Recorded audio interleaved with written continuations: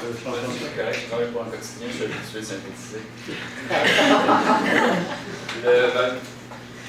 Le crescendo dans les moyens va prendre le titre. Ah oui, Ça va prendre le titre de l'obstacle. Mélanie s'en vient. Tournage, on voit venir. C'est juste pas qu'elle En ce qui me concerne, on ne peut pas couper une équipe dans le monde qui a faim. C'est à moins de couper un bras. Mais moi, grosso modo, pour vous donner une idée d'où je viens, ça pourrait peut-être vous donner une idée de comment arriver à faire journaliste scientifique. Au départ, je n'étais pas un journaliste scientifique, j'étais généraliste. J'ai couvert, j'ai fait le soleil, mais j'ai aussi couvert même la politique municipale. J'étais vraiment généraliste.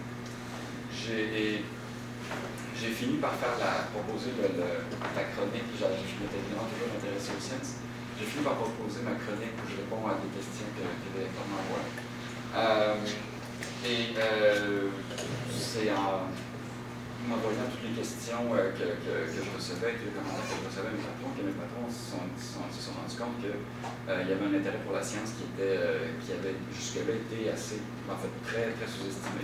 Et puis là, ils m'ont dit, Jean-François, là, je te laisse, si tu as d'autres sujets qui ne tiennent pas des lecteurs, propose-les. Puis moi, j'ai fini par me faire que couvrir la science et l'environnement aussi. Je couvre les deux pour le soleil. Et j'ai un blog maintenant de science aussi. La façon dont mes journées se structurent, c'est la première chose que je fais en arrivant, c'est de faire un round-up, un petit peu comme Amélie fait. Faire vraiment une tournée. Je dois avoir une vingtaine de sites que je vais voir tous les matins pour voir qu'est-ce qui site de Nature, Science, New York Times, New Scientist, je vais voir le blog de Valérie aussi. Puis bon, bref, pour savoir c'est quoi les nouvelles les plus récentes. Puis si je peux pas, c'est ça, c'est le buzz, mais si je peux pas aussi trouver. C'est toujours pour un sujet pour mon blog, d'abord, puis je fais ce round-up-là. Parce que Valérie pourrait vous dire aussi, quand on a un blog, pour créer une habitude, puis pour créer un trafic, ça prend de la fréquence. Il faut essayer de prendre quelque chose à peu près à tous les jours pour que les gens reviennent, puis c'est ça qui fait un trafic sur un blog. Donc, j'essaie tout le temps avant 10 heures le matin, de savoir de quoi je vais parler dans mon blog. Des fois, c'est facile. Comme ce matin, j'ai simplement fait une référence à un des textes qui est paru ce week-end sur la grille du frein. D'autres fois, c'est un sujet que je trouve, et puis je mets ça sur mon blog.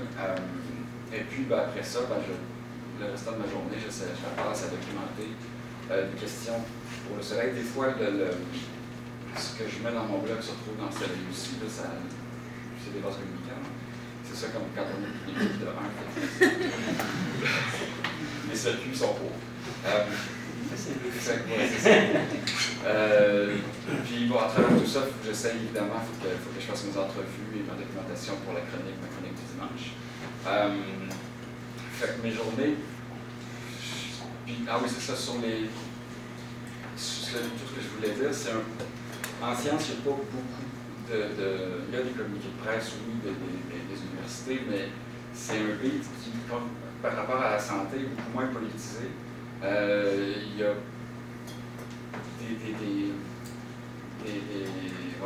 des fuites de documents, il y en a très peu. Les scientifiques, les chercheurs eux-mêmes qui produisent la recherche n'ont pas le droit de parler aux journalistes avant que leur institution ait mis le communiqué. Et ils sont en général très disciplinés, malheureusement pour moi. Les institutions n'ont pas le droit de mettre le communiqué avant que la découverte soit publiée dans la revue savante qui a décidé de l'accueillir. Donc, il y a moins de. Comment dire? C'est ça, moins de coulage d'informations, moins de retour d'ascenseur peut-être dans certains cas qui peuvent se produire dans des livres plus politiques. Ce qui est jusqu'à un certain point un inconvénient pour un journaliste qui travaille dans un quotidien, en tout cas, là, qui cherche de la nouvelle, pas seulement de l'analyse, mais des nouvelles au quotidien qui va paraître le lendemain. Et Mais d'un autre côté, faire ça dans un quotidien, ça amène aussi très souvent un point de vue différent sur des questions d'actualité. Un point de vue que les autres journalistes n'auront pas parce qu'ils sont beaucoup moins en contact avec les chercheurs. Ils n'ont pas le réflexe d'appeler des experts confiés à différents acteurs de la scène politique. Et donc, c'est ça, des fois ça va donner des très bons filons sur des questions d'actualité. Je vais montrer ça.